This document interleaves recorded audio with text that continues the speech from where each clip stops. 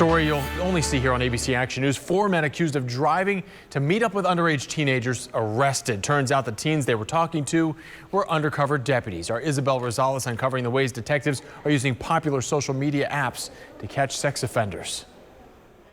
And some of the men drove here. This in off US 301 was the meetup spot, but they didn't find any teenagers here. Instead, the men found badges and handcuffs.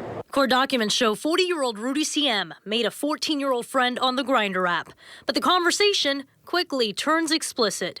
You still getting off at 3? Yeah, take a naked pic and send it. I don't know if I'm comfortable with that yet.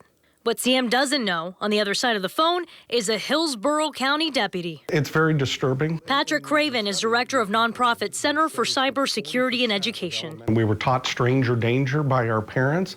Today, that dark alley is the internet. These search warrants obtained by ABC Action News show deputies arrested at least 3 other men in the months-long operation. No longer are we out here solely in playgrounds. Now they're on the cyber playgrounds of the internet. And in all cases, the men allegedly drove to a location for a meetup.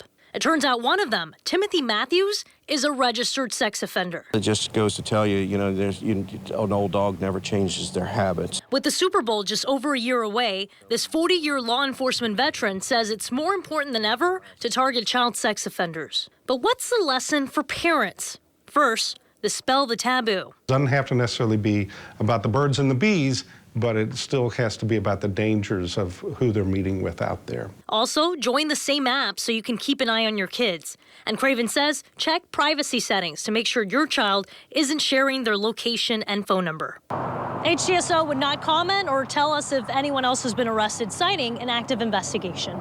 In Hillsborough County, I'm Isabel Rosales, ABC Action News.